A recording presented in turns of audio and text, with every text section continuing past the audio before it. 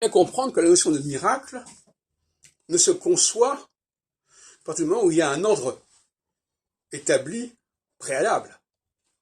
Puisque le miracle, c'est une façon de faire mentir cet ordre établi. Donc le miracle se situe dans un deuxième temps, tout comme le Nouveau Testament se situe dans un deuxième temps par rapport à l'Ancien Testament. Et par conséquent, tout comme le solstice se situe dans un deuxième temps par rapport à l'équinoxe. Donc le miracle, c'est une contestation, c'est une protestation, c'est un challenge. On dit oui, vous avez des lois, mais nous on peut les braver ces lois, on peut les dépasser. Et le christianisme, à partir du moment où il fonctionne sur le miracle, il est dans cet esprit-là. Mais c'est déjà l'esprit de Moïse. Mais c'est pour ça que le livre de l'Exode est un livre qui n'est pas judaïque, et qui est un livre israélite, c'est-à-dire le royaume opposé à celui de Judée.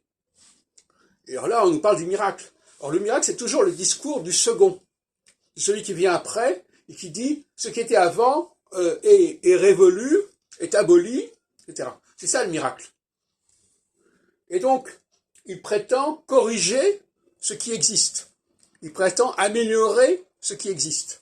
Ce qui est évidemment une forme de subversion par rapport à l'ordre préalable. Or, les Juifs incarnent cet ordre premier. Et les chrétiens incarnent cet ordre nouveau, soi-disant, mais qui est un ordre prométhéen, qui est un ordre plutonien, qui est un ordre, je dirais même, satanique par certains côtés. Mais on peut tout à fait être de ce côté-là, pourquoi pas, n'est-ce pas? Et l'astrologie, comme je disais dans une autre vidéo, elle est l'intégration de toutes ces forces antagonistes.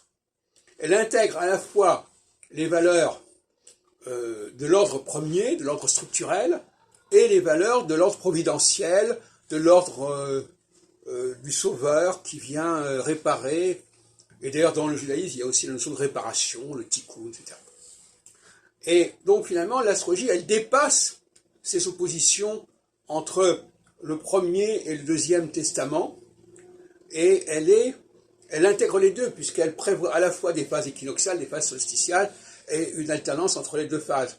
Et d'ailleurs, tout le système politique que nous connaissons aujourd'hui, c'est un compromis entre la gauche et la droite. C'est une façon de dire, bon, au lieu de les opposer, on va les faire alterner. La notion d'alternance est une notion essentielle en démocratie, mais au sens premier du terme. C'est-à-dire faire alterner des valeurs, des programmes complètement différents.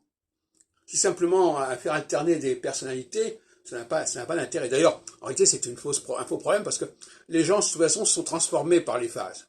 Donc, de toute manière, même quelqu'un qui serait élu sur un certain programme, dès qu'on passe dans une autre phase, il va changer d'axe et d'attitude.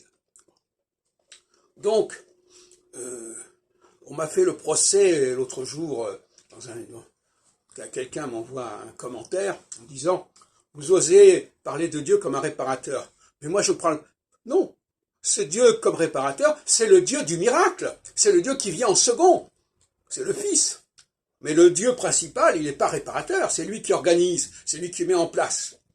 Donc, il joue sur les mots, cette personne-là. Elle joue sur les mots.